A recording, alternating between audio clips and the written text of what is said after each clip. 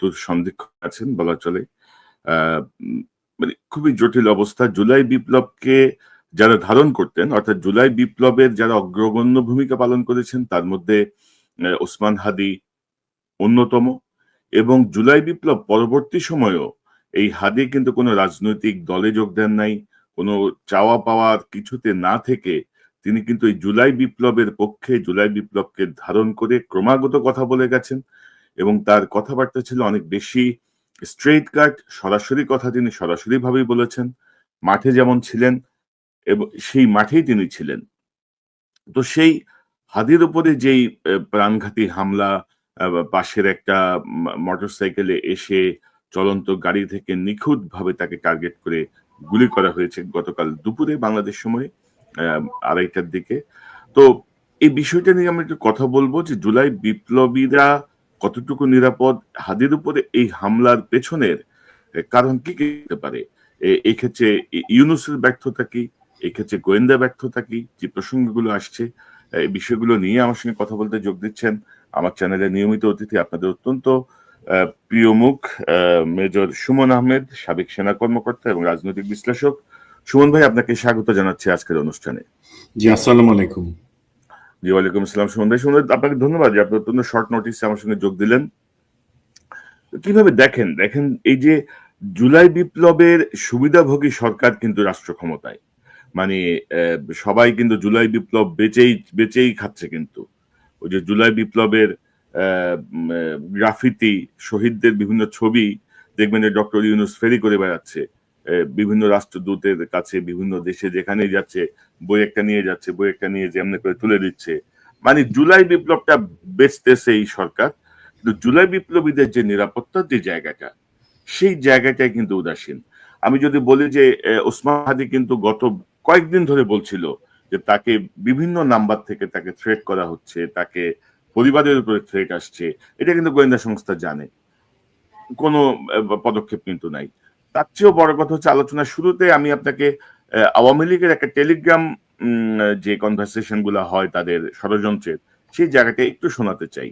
আরেকটি ইনফরমেশন আপনাদেরকে দিতে চাচ্ছি, সেটা হচ্ছে আপনারা যারা আমাদেরকে মানে গত 5 মাস আগে থেকে আমাদেরকে যেভাবে চিনে আসছেন, আমাদের কথাবার্তা শুনে আসছেন, তারা জানেন আমাদের একটি টিম, যে টিমটি সবসময় কাজ করার কথা।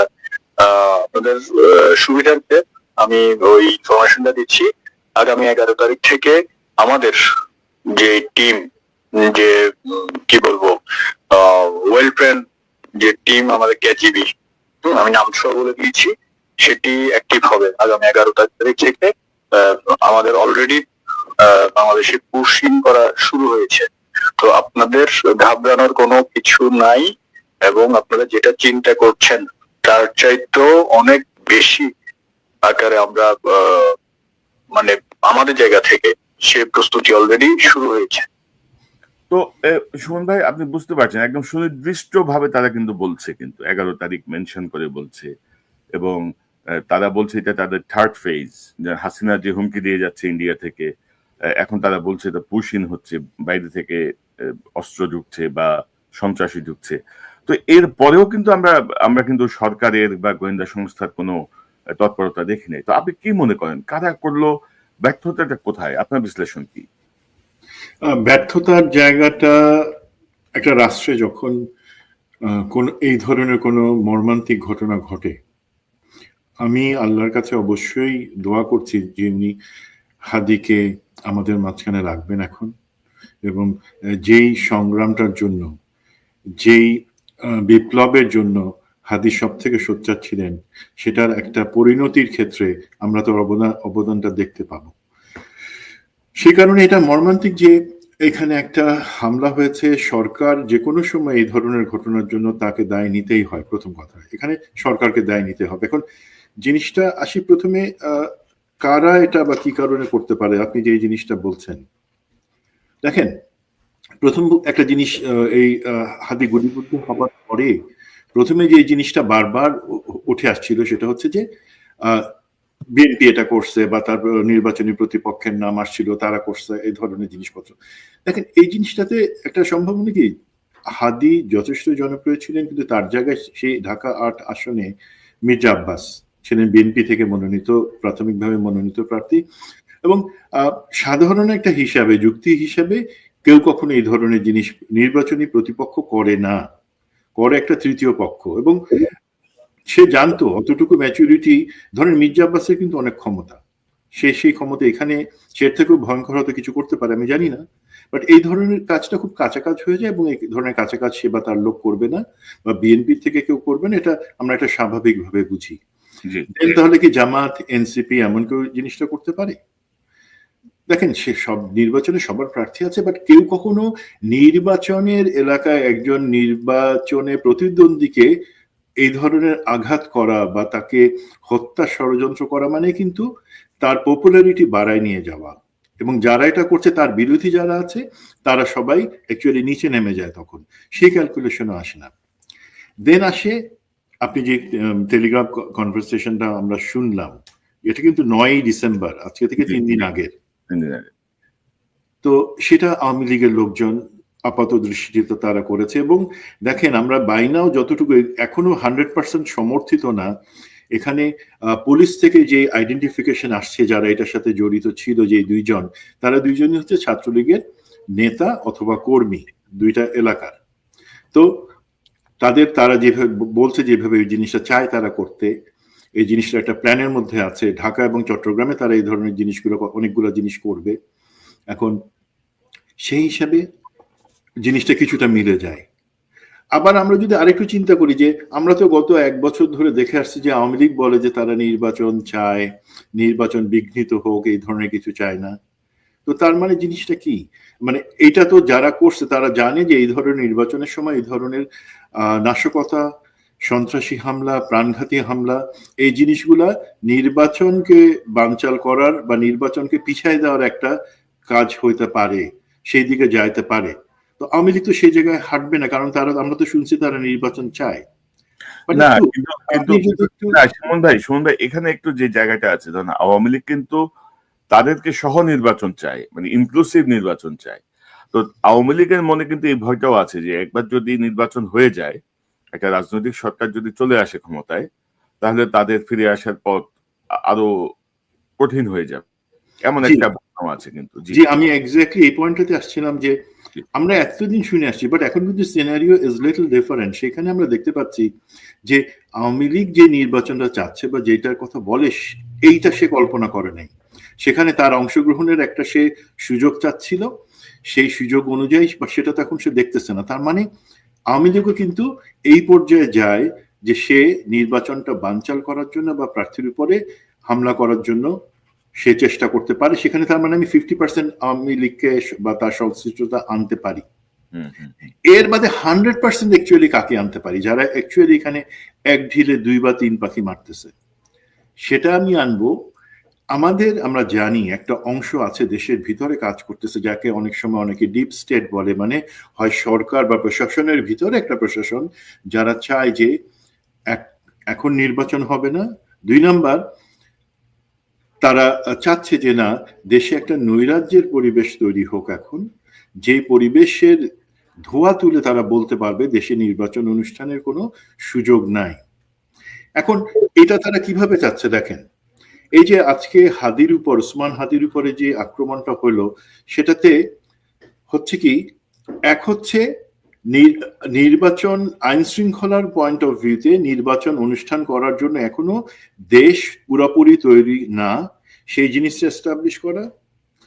2 নাম্বার জিনিস হচ্ছে একই সাথে যারা আপনি বলছেন জুলাই বিপ্লব, সেই সময় এবং পরবর্তীতে জুলাই বিপ্লবের অনেক সোচ্চার কণ্ঠ কিন্তু বিড়ালের কণ্ঠ হয়ে গেছে। হাদি সেই জায়গায় ছিল না। হাদি কিন্তু সবসময় সোচ্চার কণ্ঠ ছিল, আছে এখনো।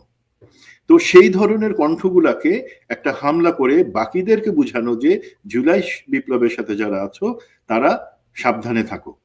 3 নাম্বার দেখেন জিনিসটা, এই যে আমরা জনাব তারেক রহমানের দেশে ফেরা এবং সেই ক্ষেত্রে তার উপরে প্রাণনাশের যে শঙ্কাটা নিয়ে আমরা অনেকদিন ধরে কথা শুনছিলাম, সেই জিনিসটা কিন্তু এর মাধ্যমে ভ্যালিডেট হয়ে গেল। মানে কি, এখন যারা অ্যাকচুয়ালি তার উপর যদি প্রাণনাশের হুমকি থাকে, যারা সেটা তার আইদার তার কাছে বলছে যে তো তুমি আসলে পরে কিন্তু মারা পড়বা, অথবা তারা মনে মনে পরিকল্পনা করছে, সেই জিনিসটা কিন্তু তারা এখন একটা আজান দিয়ে জানায় দিল যে দেখো হাদিরে ফেলে দিছি, তুমি আসলে তোমার পরিণতি একই রকম হবে।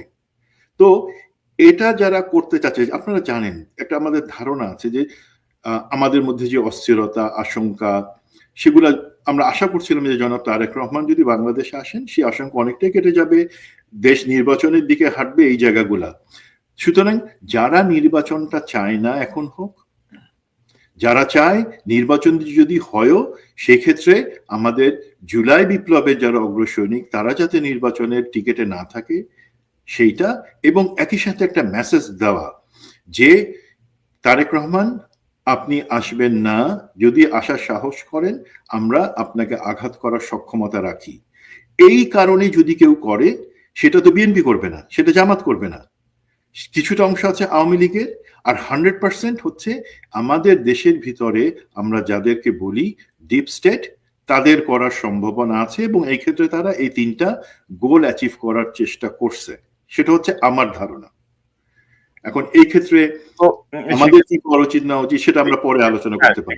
ধরেন সুমন ভাই, ধরেন আমি যদি বলি যে আওয়ামী লীগ কিন্তু ধরেন 5ই আগস্টের পরে হাসিনা সহ সবাই কিন্তু ক্রমাগত থ্রেট করে গেছে, ক্রমাগত।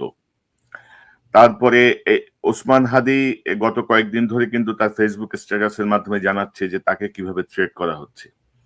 এবং সর্বশেষ এই যে টেলিগ্রামের যে অডিওটা আমি শোনালাম 9 তারিখের, যে এরকম একটা সুস্পষ্টভাবে বলা হচ্ছে যে এরকম একটা ঘটনা তারা চেষ্টা করবে, 11 তারিখ থেকে তারা আরো অ্যাকশনে যাবে, কঠিন অ্যাকশনে নামতেছে।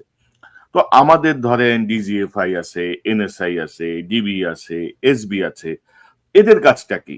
মানে এরকম একটা থ্রেটের কথা যখন আসে তখন তার নেটওয়ার্ক কি কাজ করে না? মানে নাকি তারা নেপথ্যে এইসব ঘটনার সঙ্গে যুক্ত? মানে আপনি জানেন যে আমরা কিন্তু ইউনূসের এই গত 15-16 মাসে আওয়ামী লীগের উল্লেখযোগ্য কোন সন্ত্রাসী গ্রেপ্তার হয়েছে আমরা দেখি নাই। আওয়ামী লীগের মানে যারা সন্ত্রাসের একদম তালিকাবদ্ধ সন্ত্রাসী তাদেরকেও অ্যারেস্ট হয়নি, সে পরিমাণ অস্ত্র উদ্ধারও কিছু হয় নাই। এই ম্যাজিস্ট্রেসি পাওয়া নিয়ে সেনাবাহিনী মাঠে, তারপরেও আমরা কিছু দেখি নাই। কিছু মন্ত্রী এমপি তাদের আত্মীয় স্বজন আমরা গ্রেপ্তার দেখেছি। তো সেই জায়গাটা এই ব্যর্থতা কার? মানে এত গোয়েন্দা সংস্থা পুষে আমার লাভটা কি যদি আমরা খবরই না পাই? জি, গোয়েন্দা সংস্থার জায়গায় আমি আসছি, তার আগে আমি বলছি যে ধরেন 9 তারিখের অডিও, এবং তার আগে থেকে অবশ্যই আপনি বলছিলেন হাসিনা নিজে থেকে, হাসিনার মানে ওবায়দুল কাদের, দেন হাসান মাহমুদ, দেন বেনজির, পুলিশের যে আমরা জানি পুলিশ এখনো অনেকাংশেই পুলিশের ভিতরে যারা আছে তারা বেনজিরের দ্বারা নিয়ন্ত্রিত, বা বেনজিরের কথা শুনতে তাদের অনেক ভালো লাগে। তো সেই পরিস্থিতিটা তো আমরা অনেকদিন ধরে দেখে আসছি। সেই জায়গায় আমি যদি স্পেসিফিক্যালি 9 ডিসেম্বরের সেই অডিওর থেকে শুরু করি, সেইখান থেকে শুরু করলে জিনিসটা মূলত প্রশাসন এবং পুলিশের উপর বর্তায় যে ইমিডিয়েটলি একটা অ্যাকশন নেবার জন্য। এটা তার এখন গোয়েন্দা তথ্যের জায়গায় নাই, এটা এখন একটা ভিজিবল থ্রেট হয়ে আসছে, সুতরাং পুলিশকে অ্যাক্টিভ হতে হবে। এখন আমি যদি সরকার হিসাবে জুলাই বিপ্লবকে ধারণ করি মনে যদি আমাদের সরকার প্রধান প্রফেসর ইউনূস উনি নিজে থেকেই বলেছেন যে এরাই আমাকে এই জায়গায় বসাইছে, মানে ইভেন সরকারকেই বসাইছে তারা, তাহলে তাদের নিরাপত্তা প্রতি মুহূর্তে যেখানে ভারত থেকে, হাসিনা থেকে, আওয়ামী লীগ থেকে সেখানে থ্রেট আসছে, সেই জায়গায় তাদের নিরাপত্তা জিনিসটা নিশ্চিত করা, ওই আমি শুধু 2-3 জনকে আমি এপিসি পাঠিয়ে সবসময় প্রোটেকশন দিব তা না। যারা কোনো পার্টির ভিতরে না গিয়ে নিজ থেকে নিজ দায়িত্বে এই সংগ্রামটা জারি রাখছেন, তাদের প্রতিজনের নিরাপত্তার দায়িত্ব পুলিশের মাধ্যমে, পুলিশের ভিতরে যে গোয়েন্দা সংস্থা আছে তাদের মাধ্যমে নিশ্চিত করাটাও সরকারের দায়িত্ব। এবং এই 3 দিনে কোনো ভিজিবল এফোর্ট না নেয়া, জিনিসটাকে হালকাভাবে দেখা, উদাসীনতার পরিচয় দেওয়ার জন্য আমি অবশ্যই বর্তমান সরকারকে এবং পুলিশ প্রশাসনকে দায়ী করব। এখন আসি ভাই, আপনি গোয়েন্দা ব্যর্থতার যে জিনিসটাতে আনলেন, অবশ্যই এটা একটা ব্যর্থতা। এখন এখানে একটা জিনিস হয়তো আমি 2 জন পছন্দ করবে, 5 জন পছন্দ করবে না, বাট জিনিসটা হচ্ছে সত্য। আমি কাউকে খুশি করার জন্য না, সত্য বলার জন্য বলছি যে আমাদের গোয়েন্দা বাহিনী যারা গত 15 বছরে খুনি হাসিনা, পতিতা হাসিনার হাতে একটা দানব হয়ে উঠছিল, ফ্র্যাঙ্কেনস্টাইন হয়ে উঠছিল, যারা গুম খুন থেকে শুরু করে সমস্ত কিছু করত, এতই শক্তিশালী তারা ছিল, তাদেরকে ছোঁয়া যেত না। জুলাই বিপ্লবের পরে আমরা সেই খুনিটার চেহারাই কিন্তু মাথার মধ্যে রাখছি ভাই। বাট আমরা কি তার বিপরীতে, এখন প্রশ্ন আমাদের সবার উচিত, সেটা সরকারের নিরাপত্তা উপদেষ্টা ডক্টর খলিল থেকে শুরু করে আমি সবাইকে বলবো, আপনারা কি এমন কোনো পদক্ষেপ নিয়েছেন যাতে আমাদের এই গোয়েন্দা সংস্থা যারা হাসিনার সময় এই 15 বছরে খারাপ কাজ করছে, তারা এখন আপনাদের অধীনে তো আছে, এই সরকারের অধীনে গোয়েন্দা সংস্থা ডিজিএফআই, এনএসআই, আপনারা কি তাদেরকে শক্তিশালী করা বা তাদেরকে অ্যাকচুয়ালি তারা যেভাবে কাজ করার ধরন আছে সেইভাবে কাজ করার জন্য তাদেরকে ফ্রিডম এবং সাহস দিয়েছেন, দেন নাই? আমি পরিষ্কারভাবে আপনাদের কাছে বলি, আপনারা প্রমাণ দেখান কতগুলা ডিজিএফআই এবং এনএসআই এর থ্রেট অ্যাসেসমেন্ট আপনারা নিয়েছেন, কতগুলা আপনারা মিটিং করেছেন। গেলে পরে আপনার ওই 3-0 আমি সেখানে পাবো, এর বেশি আর কোনো জিরোর উপরে উঠবে না। এখন দেখেন ভাই, গোয়েন্দা সংস্থাগুলো কিভাবে কাজ করে, তাহলে বুঝবেন যে এখানে ব্যর্থতাটা কিভাবে হয়েছে। সেটা হচ্ছে আমার ভিতরে, আপনার ভিতরে, ভারতের ভিতরে, আওয়ামী লীগ, বিএনপির ভিতরে, জঙ্গিদের ভিতরে, সন্ত্রাসীদের ভিতরে, সব জায়গায় কিন্তু তাদের লোক কন্ট্যাক্ট গুলা তারা এস্টাবলিশ করে। এই করার ফলে তারা হয় কি, ভিতরে ভিতরে আপডেট পাইতে থাকে প্রতিনিয়ত, যে ঠিক আছে তারা কিভাবে চিন্তা করতেছে, তাদের কি এমন কোনো পরিকল্পনা আছে, তারা কি কোনো কিছুর জন্য সংগঠিত হচ্ছে। যখন সে আগাম একটা ধারণা পায় তখন তারা একটা পেন পিকচার ড্র করে, সেটা করে আগাম সরকারকে বলে যে দেখো আমাদের ধারণা মতে এই এই সংস্থা এই দেশের মদদে অথবা এই রাজনৈতিক দলের মদদে এমন একটা জিনিস করার চিন্তা করছে, এবং তাদের টার্গেট হচ্ছে কারা, এই এই লোকজন বা এই এই সরকারের সংস্থা। তখন সরকার তার অন্যান্য যে বাহিনী, পুলিশ আছে, এসবি আছে, ডিবি আছে, তাদের মাধ্যমে সেই থ্রেট গুলাকে কাউন্টার করে বা মিনিমাইজ করে। এখন যে সমস্যাটা হলো, আপনি আজকে ডিজিএফআই, ডিজি বা এনএসআই, ডিজির সাথে কথা বলেন, তারা একটা কথাই বলবে, অবশ্যই সেটার কথাটা তাদের জাস্টিফাই করতে হবে, যে তাদের ভয় কি, তারা যদি এখন ওই সমস্ত নেটওয়ার্ক গুলা চালু রাখে, ইভেন ইন্ডিয়ার ভিতরে তাদেরকে কথা বলতে হয়, তখন আমি আপনি আবার বলবো এই তুমি ইন্ডিয়ার সাথে কিসের জন্য যোগাযোগ রাখছো, তোমার সাথে জঙ্গি সংগঠনের যোগাযোগ কি। আমাদেরকে এই সাইকি থেকে বের হয়ে আসতে হবে। ভারত চায় তিনটা জিনিস, আমি আগে বলছি, আমাদের ইসলামী এবং জাতীয়বাদী শক্তি যাতে এক না হয়, আমাদের গোয়েন্দা সংস্থা, আমাদের নিরাপত্তা সংস্থা, আর্মি, এরা যাতে সব থেকে দুর্বল থাকে, কোনো কাজের কাজ না করতে পারে, এবং আমাদের দেশের ভিতরে যাতে আওয়ামী লীগের হিন্দুত্ববাদী বয়ানটা আওয়ামী লীগের মুখ থেকে বের হয়। এখন এই জায়গায় আমরা গোয়েন্দা সংস্থাকে নিজেরাই কিন্তু অকার্য করে রাখছি। আপনি বলতে পারেন তাদের কি সেই সাহস বা ডেডিকেশন নাই, তারা সরকার বলুক না বলুক তারা নিজ থেকে সেটা করতে পারে না? অবশ্যই পারে, বাট সেক্ষেত্রে সবসময় একটা রাজনৈতিক সরকার আসলে যেই সুবিধা থাকে, রাজনৈতিক সরকারের আমলে তারা গুম খুন করুক, যাই কিছু করুক, রাজনৈতিক সরকার তাদেরকে শেল্টার দেয়। তাদের মনে এই একটা ভয়, আমার যেটা মনে হয় একটাই ভয়, যে আমি যদি নিজে থেকে একবারে কিছু করি, ওই পর্যন্ত যাই, আমার এতে কোনো প্রোটেকশন দেওয়ার নাই। তো আমি বলবো গোয়েন্দা সংস্থার ব্যর্থতা অবশ্যই আছে, বাট সেই গোয়েন্দা সংস্থাকে ব্যর্থ করে রাখছে কে? সেটা হচ্ছে প্রফেসর ইউনূসের সরকার। তাদের ওইটুকু চিন্তা করার হয়তো ক্ষমতা নাই, বা সেই গোয়েন্দা সংস্থাকে যারা নিয়ন্ত্রণ করে, আমাদের নিরাপত্তা উপদেষ্টা এবং সেই লোকজন, এবং কিছু কার্যত স্বরাষ্ট্রমন্ত্রী উনিও, ওনারা কিন্তু ওই হাইটে জিনিসটা চিন্তা করতেছেন না, যে আমাদের নিজের ভালোর জন্য, যেখানে ভারত প্রতিনিয়ত নতুন নতুন ডিপ স্টেট, নতুন নতুন ষড়যন্ত্র তৈরি করে যাচ্ছে, সেটাকে কাউন্টার করার জন্য আমাদের অবশ্যই স্ট্রং, দেশপ্রেমিক এবং ডেডিকেটেড গোয়েন্দা সংস্থার দরকার। গোয়েন্দা সংস্থাকে কেটে না, গোয়েন্দা সংস্থাকে সত্যিকার ভাবে কাজে লাগানোর জন্য যেটা, সেটা করা দরকার ভাই, এবং এই ক্ষেত্রে অবশ্যই ব্যর্থতা আছে। সুমন ভাই, ধরেন এই অথর্ব ইউনূস তার অথর্ব উপদেষ্টা পরিষদ নিয়ে জুলাই বেঁচে বেঁচে খাচ্ছে। আমি তো প্রথমেই বলছি যে সে জুলাই বিপ্লবের ওই যে একটা বই বানাইছে, ছবি দিয়া, গ্রাফিতি দিয়া, ওইটাই সে সব জায়গায় বেচে। সে যখন প্রয়োজন হয় ওই ওই গ্রাফিতি বা ওই জুলাইয়ের সামনে নিয়ে আসে, এটার বাইরে তার কোনো ভূমিকা নেই। আপনি দেখেন যে এটা স্বরাষ্ট্র উপদেষ্টা জাহাঙ্গীর, সে বিডিআর বিদ্রোহের তদন্ত কমিটিতে সে ফরমাইশি তদন্ত এবং আলামত ধ্বংস করার অভিযোগে অভিযুক্ত। রিপোর্ট সাবমিট হয়েছে 30 তারিখ, আজকে 12 তারিখ, 12 দিন সে এখনো তার পদে বহাল। আইজিপি বাহারুল, তার বিরুদ্ধে অভিযোগ হচ্ছে সে এই জুলাই বিপ্লবে মানে বিডিআর হত্যাকাণ্ডের সময় সে বিরোধী দলের উপর দোষ চাপে ঘটনাকে অন্যত্র প্রবাহিত করছে। এবং এই বাহাদুর কিন্তু বিডিআর কমিশনকে বিভ্রান্ত করার চেষ্টা করছে উল্টাপাল্টা ইনফরমেশন দিয়ে। তারপরে কিন্তু এই 12 দিন পরেও কিন্তু সে বহাল। কিন্তু তো এই অথর্ব সরকার ইউনুসের নোবেল দিয়ে কি আমি ধুয়ে পানি খাবো, না তার 3-0 থিওরি দিয়ে আমি ধুয়ে পানি খাবো? তো মানে আমাদের জুলাই বিপ্লবের সবচেয়ে বেনিফিট নিয়ে এই উপদেষ্টা পরিষদ এবং ইউনুস ফাজলামি করতেছে মানে সবগুলা জায়গায়। তো আমি যদি নিরাপত্তা উপদেষ্টার কথা যদি বলি আপনাকে, ধরেন আমরা জানি যে জেনারেল মুজিব সহ মানে হাসিনার যারা আমাদের ডিজিএফআই তে ছিল, যারা আর্মির গুরুত্বপূর্ণ জায়গায়, মানে বাংলাদেশের টোটাল ম্যাপিং যাদের কাছে আছে, টোটাল ইনফরমেশন যাদের কাছে আছে, সন্ত্রাসী গোষ্ঠী থেকে শুরু করে, আপনি জানেন যে ডিজিএফআই এনএসআই তে যারা কাজ করে তাদের সাথে, যেটা আপনিও বলছিলেন, সবার সঙ্গে যোগাযোগ আছে। মানে সন্ত্রাসী গ্রুপ বলেন, জঙ্গি গ্রুপ বলেন, ভালো গ্রুপ বলেন, ইসলামিক গ্রুপ বলেন, বা মানে কমিউনিস্ট গ্রুপ বলেন, সবার সঙ্গে যোগাযোগ থাকে। এরকম ইনফরমেশন নিয়ে যে গ্রুপটা হাসিনার সাথে ইন্ডিয়াতে বসে আছে, আপনি কি এ পর্যন্ত শুনেছেন যে আমাদের খলিল বা আমাদের কেউ ইন্ডিয়াকে বলছে যে এদেরকে তোমরা কেন আশ্রয় দিচ্ছ, এদেরকে ফেরত দাও?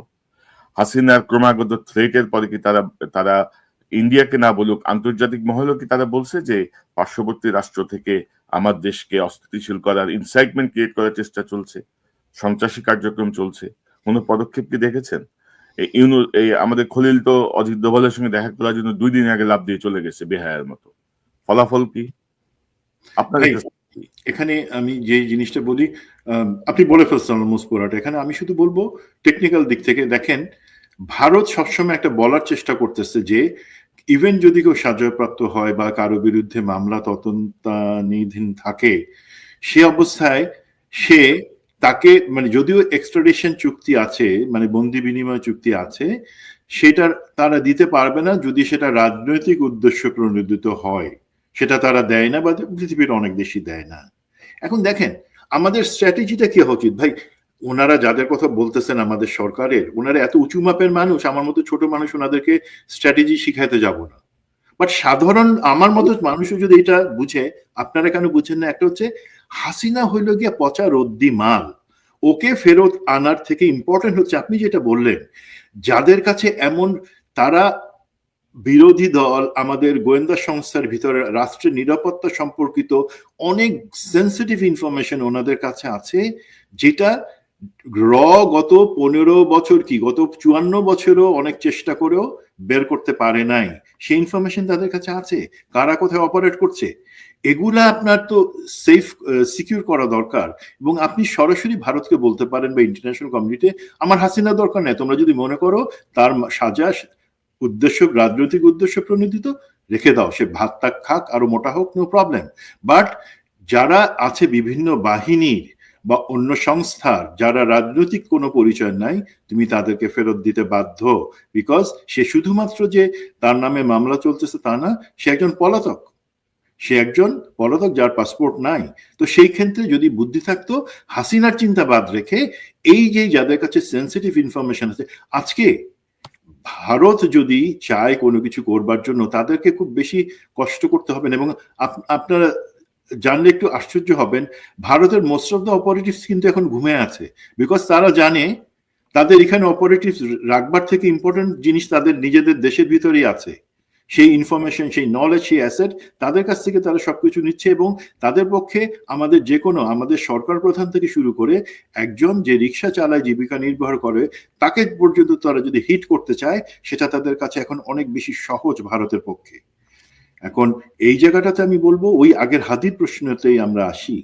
দেখেন এত মানে কি প্ল্যানটা আমরা যতটুকু বুঝতে পারছি, এই যে ফয়সালের কথা আমরা, এই যে 2জন যারা ঘাতক ছিল, তাদের একজনের কথা বলা হচ্ছে, এখনো পুলিশ কনফার্ম করে নাই। সেই ফয়সাল কিন্তু গত বছরে আটক হয়েছিল অস্ত্রসহ, 2টা অস্ত্রসহ, তা সে তো জামিনে আছে।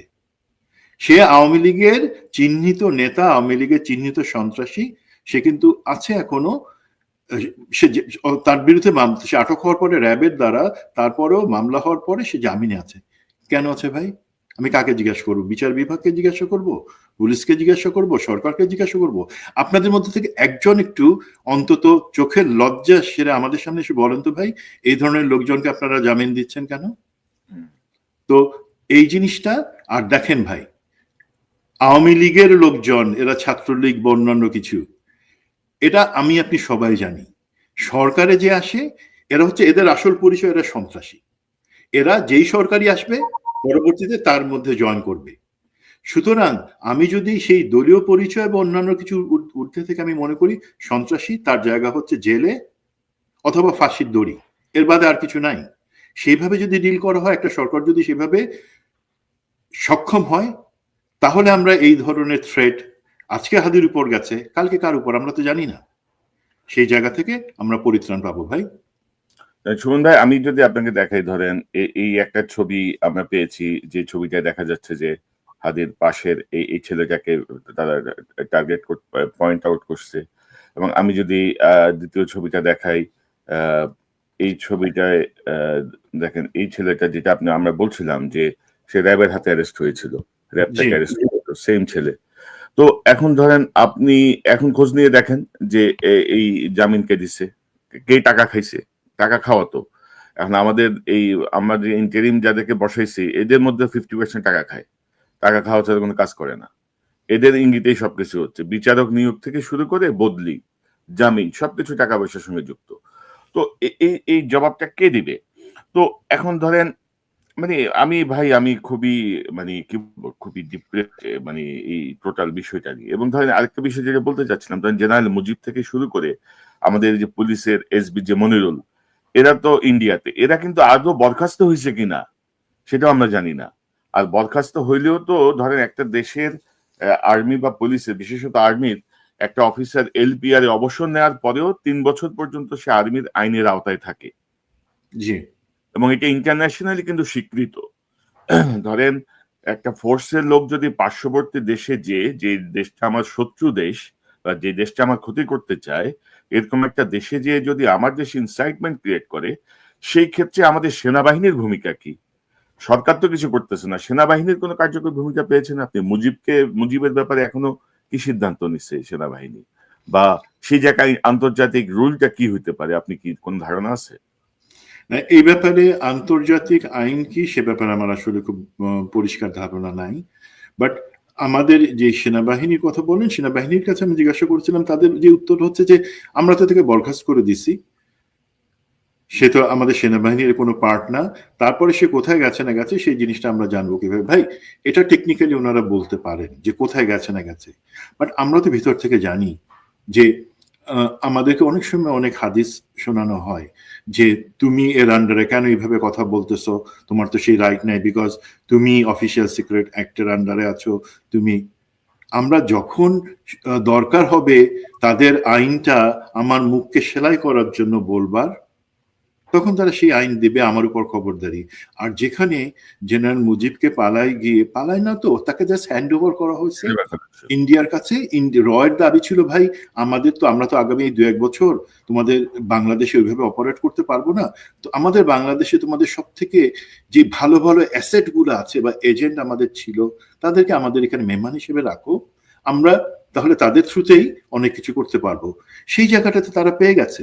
এখন এটা আমরা অনেক কিছুতে বলি, এটা আর্মি কিন্তু দায় এড়াই যেতে পারবে, বিকজ টেকনিক্যালি যখন সে একজন বেসামরিক নাগরিক হয়ে গেছে, সে দেশের ভিতরে যদি কোনো কিছু করে সেই ক্ষেত্রে সেটার জন্য আর্মি চাইলে তাকে আনতে পারে। বাট এটা তো ভাই সরকারের একটা অবশ্যই দায়িত্ব ছিল। ভাই বরখাস্ত করলেও তো সে সেনা আইনের আওতাতেই এখনো আছে 3 বছর। অবশ্যই যদি মনে করা হয় সেক্ষেত্রে সেনা আইন প্রয়োগ করা যেতে পারে, এটাতে কোনো দ্বিধা নাই। এই ব্যাখ্যা আমি বললাম যে এটা আপনি প্রয়োগ করবেন কি করবেন না, সেটা কারা সেটা চাচ্ছে কি চাচ্ছে না সেখানে ডিপেন্ড করে। এখানে আমি আপনি অনেক ছোট মানুষ, কি কথা বলছি আমরা এতদিন, বলেন একটা কোন জিনিস হয়েছে, একটা কোন কথা? সরকারের একজন অ্যাসিস্ট্যান্ট সেক্রেটারি থেকে শুরু করে দেশ চালান যিনি প্রফেসর ইউনুস, আমাদের কোনো কথা কি তারা শুনছেন? বা শুনলে পরে তারা হয়তো হেসে উড়াই দিচ্ছেন যে আমরা পাগলের প্রলাপ ভুগতেছি। ভাই দিন কিন্তু খারাপ দিন আসতেছে আপনাদের, আমাদের কাছে বললেন না। এক ল্যাংড়া বাকি সব ল্যাংড়া নিয়ে বসাই দিছে। খলিল এক ল্যাংড়া, জেনারেল হাফিজ এক ল্যাংড়া, সব ল্যাংড়া নিয়ে বসাইছে। নিরাপত্তা একটা অমোঘ উপদেষ্টা, সব ল্যাংড়া, অপদার্থের গোষ্ঠী, কিচ্ছু হয় না। হাসিনা আমলে বর্ডারে যেভাবে মারছে, এখনো কিন্তু বর্ডার কিলিং চলতেছে। কোনো শব্দ পাচ্ছেন আপনি? কোনো শব্দ না। নাই। মিডিয়া ফ্যাসিস্টদের নিয়ন্ত্রণে। মিডিয়ার কোনো ভূমিকা আছে? নাই। তো এখন আমরা আসলে করব কি? ধরেন নির্বাচন স্থগিত করার কি উদ্যোগ আসতে পারে? আমি শুনতে পাচ্ছি যে হাইকোর্টে রিট হবে। অ্যা অ্যা এরকম কিছু আভাস কি আপনি পেয়েছেন কিনা? যে আমি ভাই কালকেই একটা রিট হবে যে এই পরিস্থিতিতে নির্বাচন সম্ভব না, নির্বাচন পিছায়ে দাও। আপনার কোনো পর্যবেক্ষণ কি আছে? এখন এটা বলেন না যে আমি আবার এদের সাথে জড়িত, নাইলে আমি কিভাবে জিনিসগুলো জানি। আমরা গত পরশুদিন থেকে শুনছিলাম যে হ্যাঁ, যেই পক্ষ আপ্রাণভাবে চেষ্টা করতেছে যে দেশে যাতে কোনো নির্বাচন না হয় বা ফেব্রুয়ারিতে নির্বাচন না হয়, আমি একদম ভিতরের কথাটা বলতেছি ভাই। জিনিসটা আমার আমার নলেজ হিসেবে এটা যে সত্য সেটা নাও হতে পারে। সেটা হচ্ছে তারা একটা পরিকল্পনা করেছিল যে ঠিক আছে, নির্বাচন কমিশন তাফসিল ডিক্লেয়ার করুক 11 তারিখে, এবং একটা ভাব হবে যে হ্যাঁ ঠিক আছে, নির্বাচনের দিকে রাস্তায় তো আমরা হাঁটতেছি। বাট ওনারা রবি বা সোমবারে হাইকোর্টে 2টা রিট করবেন। 2টা রিটের একটা হবে আইন সংক্রান্ত জটিলতা এবং ধারা উপধারা দেখাই তারা বলবার চেষ্টা করবে হাইকোর্টকে যে তোমরা নির্বাচন কমিশনকে বলো কারণ দর্শাও যে কেন এই ধারার ব্যত্যয়ের কারণে এই ইলেকশন বাতিল হবে না, বা এইগুলো সংশোধন না করা পর্যন্ত ইলেকশন বাংলাদেশে হতে পারে না। দ্বিতীয় তাদের প্ল্যান আইন শৃঙ্খলার যে অবনতি বা এই কারণে এখন ইলেকশন হওয়া যুক্তিযুক্ত না, হাইকোর্ট থেকে একটা রিট করে সেটা নির্বাচন কমিশনকে বলা। এবং আমরা জানি আইনকে চালায়, বিচার বিভাগকে চালায়, শেষমেশ যে সিদ্ধান্ত এই সমস্ত ক্ষেত্রে আসে আসলে কার ইচ্ছা থেকে। তো আমার যেটা ধারণা, তারা হয়তো সরকারকে কনভিন্স করছিল সরকার মুখ রক্ষার জন্য একটাতে জিতে আসতো রিটে, যে হ্যাঁ আমরা নির্বাচন করার জন্য বদ্ধপরিকর, সুতরাং আমরা এই রিটে জিতে গেছি। বাট আরেকটাতে তারা সেম সাইড গোল করে নিজেরা হেরে গিয়ে ও আচ্ছা এই কারণে তো আসলে নির্বাচন করা সম্ভব না। এটা আপনারা সরকার আপনারা প্লিজ মাইন্ড করেন না যে জিনিসটা, যে পরিকল্পনা আপনাদের ভিতরে যদি ডিপ স্টেট থাকে বা কেউ থাকে এইভাবে প্ল্যান করতেছিল, এখানে কোনো ভাই বন্দি নাই ভাই। আমি এটা বলে দিলাম যে আপনাদের এই পরিকল্পনা রবি সোমবারে আছে। এখন পরিকল্পনা নিয়ে আপনারা আগাবেন হয়তো, বাট দেশের জনগণ, রাজনৈতিক দলগুলো, বিশেষ করে বিএনপি জামাত, তাদের জন্য এবং আমাদের জুলাই আন্দোলনে যারা যোদ্ধা তাদের জন্য আমার স্পষ্ট একটা অনুরোধ। এটা আমি বার্তা বলবো না, আমি কোনো রাজনৈতিক নেতা না। আমরা যদি আজকে এই অবস্থায় বলি বা জিকির তুলি যে আচ্ছা দেশ তো এই পুলিশ প্রশাসন তো ব্যর্থ, এখানে নিরাপত্তা দিতে পারতেছে না বা অন্যান্য কিছু, সুতরাং এখন নির্বাচনের পরিবেশ নাই, নির্বাচন হবে না, পিছায় দাও, নো। তাহলে কিন্তু ভারত, হাসিনা এবং ডিপ স্টেট তাদের যে চাওয়াটা যে নির্বাচন এখন হবে না, সেখানেই তারা বিজয়ী হয়ে যাবে। আমরা তাদেরকে সেই বিজয়ের স্বাদ দিব না। আপনি বলেন আমরা জুলাই বিপ্লবের সময় যে ছাত্ররা, আমি তো ভাই আমার সেই সাহস হইতো না জিন্দেগিতে, তারা তো গুলির সামনে চলে আসছে, গুলি খাইছে, তারপরে তো দাঁড়ায় গেছে। আজকে এক হাদি, আল্লাহ তাকে গাজী করুক, এই আজকে এক হাদির উপর হামলা হয়েছে, আরো হয়তো হবে। তা বলে কি আমরা পিছাই যাব?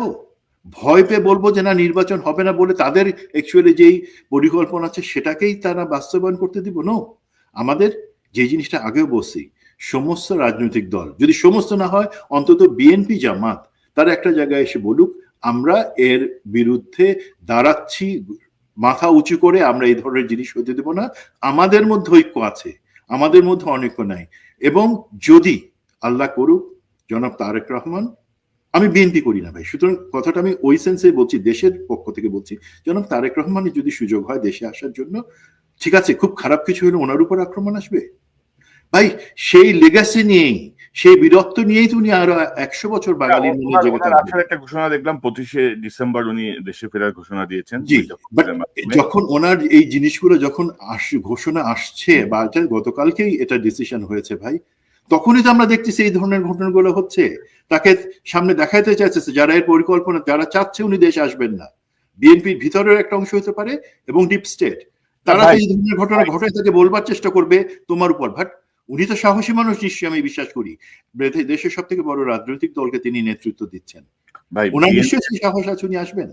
বিএনপির আমাদেরকে আসতে হবে, নির্বাচন করতে হবে এবং এদের এই পরিকল্পনাকে বানচাল করে দিতে হবে। That's the bottom line. না, বিএনপির ভেতরের একটা অংশ সক্রিয় তারেক রহমানের জন্য দেশে না আসে, কারণ ওদের লুটে পুটে খাইতে সুবিধা হয়। জি, এটা তো আপনি আমরা সবাই জানি। নির্মম হলেও সত্যি, নির্মম হলেও সত্যি সেটা।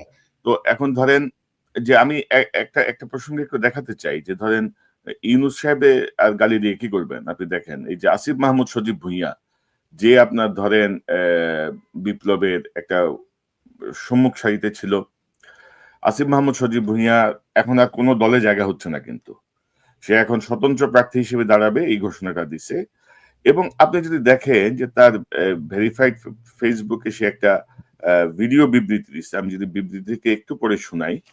তিনি বলছেন, ত্রয়োদশ জাতীয় সংসদ নির্বাচনে আমি ঢাকা 10 আসনে স্বতন্ত্র প্রার্থী হিসেবে অংশ নিচ্ছি। কোনো বড় রাজনৈতিক দলের পৃষ্ঠপোষকতা, বিপুল সংখ্যক কর্মী বিভাগ বা প্রচলিত নির্বাচনী ব্যবস্থার মতো অর্থ এসব আমার নেই। আপনাদের সমর্থন, আপনাদের সহযোগিতাই আমার সবচেয়ে বড় শক্তি। তিনি আরো বলেন, আমি শুধু সংসদ সদস্য প্রার্থী নই, আমি গণভোটেরও প্রার্থী। অসংখ্য প্রাণের বিনিময়ে দেশ সংস্কারের সুযোগ তৈরি হয়েছে, তা বাস্তবায়নে গণভোটে হাঁ ভোট দিন। অর্থাৎ এই বেটাও জুলাইরে বেচতেছে। সে কিন্তু 16 মাস ক্ষমতায় ছিল। সে জুলাই বিপ্লবের যারা আহত, যারা শহীদ পরিবার, তাদের পাশে ঠিক মতো দাঁড়ায় নেই। জুলাই বিপ্লবীদের নিরাপত্তার জন্য সে কোনো পদক্ষেপ নেয় নাই। সে প্রোটোকলে ঢুকছে, তার এপিএস পিএস শত শত কোটি টাকা চুরি করছে, ইতিমধ্যে দুদকে সেই মামলা গেছে। সে নিজে ধোয়া তুলসী পাতা। এপিএস 100 কোটি টাকা তার অ্যাকাউন্টে পাওয়া যাবে, 150 কোটি টাকা পাওয়া যাবে। আসিফ মাহমুদ জানে না এটা? সো এই দেখেন অবস্থাটা, মানে আপনি যদি মানে বেড়া দিলেন, সে বেড়াই খেত খাইতেছে। এবং ডক্টর ইউনূসের গত 16 মাসের সবচেয়ে বড় ভালো কাজটা হচ্ছে জুলাই বিপ্লবের বিষয়টা নিয়ে জাতিসংঘকে দিয়ে তদন্ত করানো। এবং আমার মনে হয় যে এরপরে ডক্টর ইউনূসও মানে কোন একটা চক্করে পড়ে গেছে। আপনি কি মনে করেন? মানে আমি যেটা মনে করি, বাট সেটা আমার কিছু বিশ্বাস করতে নিজের কাছেই খারাপ লাগে, সেটা হচ্ছে প্রফেসর ইউনূসের যে ব্র্যান্ড ভ্যালু আছে, উনি যেভাবে জাতিকে এক করতে পারতেন, সেই জায়গায় তাকে লোকে ভুল বুঝায় জাতিকে বিভক্ত করার জায়গায় অ্যাকচুয়ালি উনি হাঁটছেন।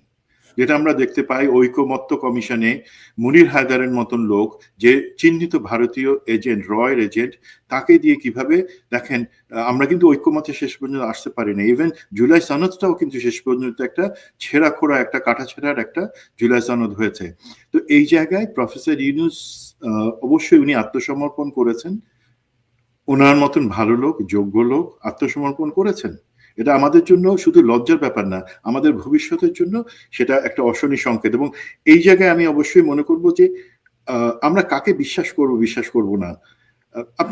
আমি যদি অ্যালাউ করেন একটা জিনিস, এটা আমার মতামত, সরি আপনার না, আপনার অনুষ্ঠানে এসে আমি বলছি, জনাব তারেক রহমান গত 3 দিন আগে সেনাবাহিনীর অবসরপ্রাপ্ত কর্মকর্তাদের একটা অনুষ্ঠানে উনি বক্তব্য রেখেছেন। এবং সেখানে সব থেকে অ্যাপ্রিসিয়েট করার জিনিস যেটা হচ্ছে, উনি সেখানে একজন রিটায়ার্ড মেজর জেনারেল, যিনি একসময় ডিজি এসএসএফ আমাদের স্পেশাল, তার ডিজি ছিলেন, তার কাছে কোনো একটা কারণে একটু বলেছেন যে দুর্ব্যবহারের কারণে উনি ক্ষমা চেয়ে নিচ্ছেন। এটা বাংলাদেশের রাজনীতিতে খুব ভালো একটা ট্রেন্ডের উনি সূচনা করলেন, যে রাজনৈতিক শীর্ষ পর্যায়ের লোকও যে মাফ চাইতে পারে, তার যদি ভুল হয়ে তাকে মনে করে, আই অ্যাপ্রিসিয়েট দ্যাট। বাট আমার একটা প্রশ্ন জনাব তারেক রহমানের কাছে, আপনি কার কাছে মাফ চাইলেন? উনি হচ্ছেন মেজর জেনারেল রুমি, ফাতেমি রুমি। এখন আমার যদি হিসাবটা ভুল না হয়, এবং আমরা যতটুকু তথ্য, শুধু গোয়েন্দা তথ্য না, মোটামুটি এটা নিশ্চয়ই তারেক রহমান জানেন, এই ফাতেমি রুমি উনি হচ্ছেন 111 আনবার পিছনের জেনারেল মইনুর সাথে সব থেকে বড় কারিগর জেনারেল ফাতেমি রুমি। আমি সত্যি কথাটা বলছি, আপনার যদি বক্তব্য থাকে অন্য কোনো চ্যানেলে বা এই চ্যানেলে এসে বলতে পারেন। দেন আমাদের বড় যেটা 111 আনলেন, যেখানে উনি বেগম জিয়া ঠিক বুঝতে পেরেছিলেন যে কোথায় ষড়যন্ত্র হচ্ছে, বাট জেনারেল ফাতেমি রুমি উনি ডিজিএসএসএফ, বেগম জিয়ার সব থেকে কাছের লোক, উনি বললেন যে না না এমন কিছু না, মইনু থাকবে, কোনো কুটু কিছু হবে না, 111 হবে না। সে একটা চাল উনি চালেন। দেন 111 এর পরে যখন জেনারেল মইনু আহমেদ ভারতে গিয়ে ঘোড়া মইন হিসেবে পরিচিত হয়ে ফেরত আসলেন, তার আগে ছিলেন general chief of army staff, respected man, but উনি হয়ে গেলেন ঘোড়া মইন। সাথে কে নিলেন?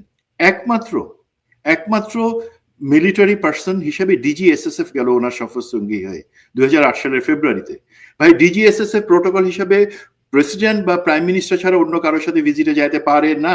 উনি জেনারেল মইনের সাথে কেন গেলেন? বিকজ ভারত বলছিল ভাই এই যে লোকটা আছে যে আমাদেরকে 111 আনবার ক্ষেত্রে হেল্প করছে, সেই সেই জেনারেল রুমিকেও তুমি সাথে নিয়ে আসো, জেনারেল মঈন। এবং জেনারেল রুমি আগেও কিন্তু বিএনপির শাসনামলের প্রথমে উনি কিন্তু 5 বছর উনি চাকরি করেছেন এসএসএফ লেফটেন্যান্ট কর্নেল হিসেবে, পরবর্তীতে উনি ডিজি হিসেবে পরের দ্বিতীয় টেনিয়রে ছিলেন। তো বিএনপির কোথায় কি আছে, নেতৃত্বের দুর্বলতা কোথায়, সক্ষমতা কোথায়, সেই জিনিসগুলো ভারতের কাছে বুঝাই বলার জন্য জেনারেল রুমির মতন একজন লোকের থেকে আর কে পারফেক্ট হতে পারে। এই দুইটা কারণে যে 111 আনছে এবং পরবর্তীতে জেনারেল মঈনের সাথে ভারত ভিজিট করে পরবর্তী 15 বছর আমাদেরকে নিষ্পেষিত করা হচ্ছে, হত্যা খুনের একটা শাসনের মধ্যে আমাদেরকে ঠেলে দেওয়া হয়েছে। সেখানে যিনি ইনভলভ সেই জেনারেল রুমির কাছে আপনি কেন ক্ষমা চাবেন? আপনি ক্ষমা চান যার জনগণের কাছে অন্য যে কোনো ব্যাপারে, বাট জেনারেল রুমি আমার হিসেবে ক্ষমা চাবার মতন কোনো লোক না। সরি, আমি আপনাকে হয়তো উপদেশ দিয়ে দিলাম, আমাদের এক্সপেকটেশন, প্লিজ লোক চিনতে আপনারা আমাদের থেকে ভালো হওয়া উচিত। সুমন ভাই, রাজনীতিবিদদের এই যে হিউমিলিটি, এটা খুব ভালো, মানে এটা একটা এক্সাম্পল উনি শুরু করতে চাচ্ছেন বা শুরু করলেন। এটা উনি আগেও দেখিয়েছেন যে 2001 সালে বিএনপি যখন ক্ষমতায়, তিনি কিন্তু ওনার একটা যাত্রা পথে যে শেখ মুজিবের কবর জিয়ারত করে আসছেন, তিনি একটা নতুন ধারা আনতে চাইছিলেন। কিন্তু ধরেন ওনার পরামর্শক কারা? এই রুমি সম্পর্কে আমি আপনি যতটুকু জানি, তারেক সাহেবের যিনি পরামর্শ দিচ্ছেন তিনি জানেন না। পরামর্শকরাই কিন্তু রাজনীতিবিদদেরকে ডোবায়। কারণ সেই পরামর্শকদের কথা বলতে গেলে আমার তো মাথায় আগুন জ্বলে যাবে। হ্যাঁ, আচ্ছা, এটা নিয়ে আমরা আরো বিস্তারিত আলোচনা করব। কারণ এটা আমি নিজে খুব হতভম্ব হয়েছি যে আপনি রুমির কাছে কেন মাপছেন। Who is Rumi? একটা ক্রিমিনাল কালপ্রিটের কাছে কেন আপনি সরি বলতে যাবেন? কিসের সরি? কেন সরি? ওইটা ব্যাখ্যা কি? ওই ঘটনাটা ব্যাখ্যা করেন, তারপরে আপনি বলেন। সেই সময় আপনি আজকে যেই কথাটা বললেন একটা অফিসিয়াল ইয়েতে, যে এই ঘটনা তো আপনার নামে বিভিন্ন সময় বিভিন্ন সময় বিভিন্ন আওয়ামী লীগ যে বয়ানগুলো ছাড়তেছে, বাজারে ছাড়ছে গত 17 বছরে, আপনি কি প্রকারান্তরে সেটা স্বীকার করে নিলেন না যে আপনার চরিত্রে এই দুর্বলতা আছে? এগুলা ভালো দিক, প্রচার করে যে সেনাবাহিনী তারেক সাহেবের উপরে খুব ক্ষিপ্ত, তারেক সাহেব সবার সঙ্গে মিসবিহেভ করছেন, এটা সেটা অনেক কথা বলছেন। তো আপনি এই মানে আপনি তো প্রকারান্তরে সেটাকে এস্টাবলিশ করলেন, প্লাস আমি ব্যক্তিগতভাবে জানি জনাব তারেক রহমানের সাথে আমার 2 বার কথা বলার সুযোগ হয়েছে। উনি কিন্তু এই ধরনের কোনো মাইন্ডসেটের না যে সেনাবাহিনী, ওনার বাবা বাংলাদেশের স্বাধীনতার ঘোষক, ওনার বাবা এই বাংলাদেশে বহুদলীয় গণতন্ত্রের ঘোষক শহীদ প্রেসিডেন্ট জিয়া, উনি সেই পরিবারের মধ্যে বড়, সুতরাং আর্মির উপর ওনার কোনো ক্ষোভ থাকার, এবং উনি জানেন, উনি বুঝেছেন, আমরা বুঝাই বলছি যে দেখেন, আপনাকে যদি কেউ নির্যাতন করে থাকে, আপনার মাকে ঘরছাড়া করে থাকে, সেই জিনিসগুলা, হ্যাঁ সেনাবাহিনীর লোকজন ছিল সেখানে, বাট সংস্থাটা কিন্তু সেনাবাহিনী না, ডিজিএফআই ছিল, র্যাব ছিল, তারা ছিল, সরকার ছিল, আমি সরকার, তারা করেছে। তো ওনার কিন্তু আর্মির উপরে কোনো রাগ নাই, এবং আর্মির ভিতরে ওনার প্রচুর জনপ্রিয়তা আছে। বাট সেই জায়গাতে আমার হিসাবে এক্সপেকটেশন থাকবে আর একটু টেকনিক্যালি চলার জন্য, এবং কখনোই ভুল লোককে পাস দেওয়া যাবে না। না ওইটাই, এবং আমার মনে হচ্ছে যে এখনো যে ওনার উপদেষ্টা যারা আছেন, যারা ওনাকে অ্যাডভাইস করেন, তাদের মধ্যে রয়ের ইনভলভমেন্ট আছে। তারা এখনো ওনাকে বিভিন্নভাবে ক্ষতিগ্রস্ত করতে চাচ্ছেন, এবং এইটা হচ্ছে তার আরেকটা বড় উদাহরণ যে আমার জেনারেল রুমির কাছে কেন আপনাকে সরি বলতে হবে। এটাই আমি গত কয়েকদিন ধরে বোঝার চেষ্টা করতেছি বিভিন্ন সূত্রে, আমার কাছে হিসাব মিলছে না। মেজর সুমন আহমেদ, আমরা অনুষ্ঠান আর লম্বা করতে চাই না। আমরা হাদির জন্য দোয়া করছি, ওসমান হাদির জন্য আল্লাহ রাব্বুল আলামিনের কাছে প্রার্থনা করছি যে হাদি যেন সুস্থ হয়ে ফিরে আসেন। এবং আজকে একটা সংবাদ আমি একটু দেখাতে চাই। ডক্টর ইউনূস সেই বলেছেন যে এই হামলা বাংলাদেশের অস্তিত্বের উপরে আঘাত। নাটক কম করো ইউনূস, তোমার কাছে সকল ক্ষমতা থাকার পরেও এইসব কাহিনী করার মতো কোনো দরকার নাই। এই বাংলাদেশের অস্তিত্বের উপরে হামলা, এসব ফালতু কথা আমরা শুনছি হাসিনার আমলে বহুত, এখন এগুলো শুনতে চাই না। আপনার ব্যক্তিগত ক্যারিশমা, আপনার নোবেল, আপনার 3-0, আপনার ওয়ার্ল্ড ওয়াইড সবাই আপনার সেজদা করে, ওগুলো আপনি ধুয়ে ধুয়ে পানি খান। অ্যাজ এ চিফ অ্যাডভাইজার আপনাকে যে প্রত্যাশা নিয়ে আমরা বসিয়েছিলাম, আপনি সেই প্রত্যাশার মধ্যে পানি ঢেলে দিচ্ছেন। আপনি নিজের ধান্দা ছাড়া আর কিছুই করেন না। এটা হচ্ছে বাস্তবতা। I am sorry to say, এটার বাইরে এই মুহূর্তে আর বলার কিছু নাই। কারণ এত কিছুর পরেও, প্রকাশ্যে হুমকি, প্রকাশ্যে ইয়ে করার পরেও আপনি কিছুই করেন নাই। আপনি সকল অপদার্থকে নিয়ে বসাইছেন আপনার আশেপাশে। ওই যে পুলিশের অ্যাডভাইজার একটা বসাইছে না, কি নাম, ওই যে আগের আইজিপি ছিল, খোদাবক্স এক অপদার্থ, বাহাদুর আর এক অপদার্থ, এই আপনার কি বলে এই নিরাপত্তা উপদেষ্টা আরেক অপদার্থ, মেজর জেনারেল হাফিজ আরেক অপদার্থ, সব অপদার্থরে নিয়ে আপনি এক মেলা বসাইছেন। কিছু হইলেই বলেন যে ছাত্ররা আমাদের বসাইছে, জুলাই বিপ্লব বেচতেছেন, জুলাই বিপ্লবের বই দিতেছেন, আপনি মহান সাজার চেষ্টা করতেছেন। ফাইজলামি বন্ধ করেন, বিদায় হন। নির্বাচন কোনোভাবেই ঠেকানো যাবে না, নির্বাচন হবে, আপনি ভাই বিদায় হন। এবং উপদেষ্টা পরিষদের মধ্যে আমি 4 জনকে জানি, তারা এই প্রটোকলের আরাম থেকে বেরোতে চাচ্ছে না, মুখে অনেক ভালো কথা বলতেছে। আমি হুঁশিয়ারি দিলাম যে নির্বাচন বানচালের সঙ্গে কোন রকমের কোনো চেষ্টা সহ্য করা হবে না। এটা হচ্ছে ফাইনাল কথা। আপনার যদি শেষ কোনো মন্তব্য থাকে মেজর না, সুমন। আমারও হাদির জন্য দোয়া থাকবে, বাকি সবাইকে সতর্ক থাকার জন্য বলবো, বাট সে কারণে আমরা ভীত হব না। আমরা যেই রাস্তায় চলতেছি, 2000 শহীদ প্রাণ দিয়েছেন, সেই বিজয়টাকে পরিপূর্ণতা দেওয়ার জন্য আমাদেরকে অবশ্যই শেষ পর্যন্ত হাঁটতে হবে, শেষ কদম পর্যন্ত সেখানে। এবং তার মধ্যে একটা হচ্ছে নির্বাচন, সেটা বানচালের একটা স্টেপ হিসেবে আমি মনে করি এই জিনিসটা করা হয়েছে, হয়তো ভবিষ্যতে হবে। সেটা যারা করতে চাচ্ছে তারা আমাদেরকে ইনশাআল্লাহ দাবায় রাখতে পারবে না। অবশ্যই না, অবশ্যই না। মেজর সুমন, আপনাকে অসংখ্য ধন্যবাদ। ধন্যবাদ। আসসালামু আলাইকুম। ওয়ালাইকুম আসসালাম। দর্শক, এতক্ষণ যারা অনুষ্ঠান শুনলেন, নিশ্চয়ই আলোচনার মর্মার্থ উপলব্ধি করতে সক্ষম হবেন। আমাদের পুলিশ বলেন, গোয়েন্দা সংস্থা বলেন, সেনাবাহিনী বলেন, সব জায়গাতেই এখনো ফ্যাসিস্ট হাসিনার অনুসারীরা সক্রিয়। খুবই আনফরচুনেট যে ডক্টর ইউনূস গত 16 মাসেও এদেরকে দমন করতে পারে নাই। আপনারা দেখলেন যে আওয়ামী লীগের যে সন্ত্রাসীকে চিহ্নিত করা হয়েছে হাদির উপরে গুলি করার জন্য, সেই সন্ত্রাসী র্যাবের হাতে গ্রেপ্তার হলেও কোনো এক অজানা কারণে জামিন পেয়ে গেছে, বের হয়ে গেছে, এবং সে আবার এরকম একটা নির্মম ঘটনা ঘটিয়েছে। তো এই ঘটনার সঙ্গে কারা যুক্ত আমি জানি, এগুলো কখনো বেরোবে না, কারণ আমরা যারাই বসাই সেই এই মানে কি বলবো আমাদের স্বপ্নগুলোকে ভঙ্গ করে। সর্বশেষ ডক্টর ইউনূসও সেই কাজটাই করছে, গত 16 মাসে কিছুই শিখতে পারে নাই। আমি যেটা বারবার বলছি, সে জুলাইয়ে বেঁচে নিজের স্বার্থ আদায় করছে, নিজের দিকে যাচ্ছে। এবং ছাত্র যারা বসেছিল, আসিফ মাহমুদ, সজীব ভুঁইয়া বলেন, মাহফুজ আলম বলেন, নাহিদ বলেন, তারাও আসলে ডিরেইলড হয়ে গেছিল। মাহফুজ আলম কি মেটাকুলাস ডিজাইন, কি নতুন ময়া বন্দোবস্ত, ফালতু সব বক্তৃতা ঝাড়ছে। জুলাই বিপ্লবীদের নিরাপত্তায় তারা কেউই কোনো কার্যকর পদক্ষেপ নেয় নাই। জুলাই বিপ্লবীরা হুমকির মুখে। এখন আপনারা যেটা দেখেছেন, জুলাই সনদ স্বাক্ষরের দিন সকালবেলায় জুলাই সনদের ধারা পরিবর্তন হয়েছে, সংশোধিত হয়েছে, যেটি আগে হয় নাই। তো ইউনূস একটা জগাখচিত নির্বাচনের দিকে নিয়ে যাচ্ছে, কিন্তু তারপরও নির্বাচন হতে হবে, রাজনৈতিক সরকার ক্ষমতায় আসতে হবে। এইসব অপদার্থদের শাসনে আমরা থাকতে চাই না। ফ্যাসিস্ট শাসনের পরে আমরা একটা অপদার্থ শাসনে ঢুকছি, এখান থেকে আমরা বের হয়ে আমরা একটা রাজনৈতিক শাসনে যাই। আমাদের দেশ আমরা ঠিক করব। জুলাই বিপ্লবে ছাত্র জনতা, সাধারণ মানুষ যে শক্তি এবং ঐক্য দেখিয়েছে, সেই ঐক্য এখন আবারও প্রয়োজন।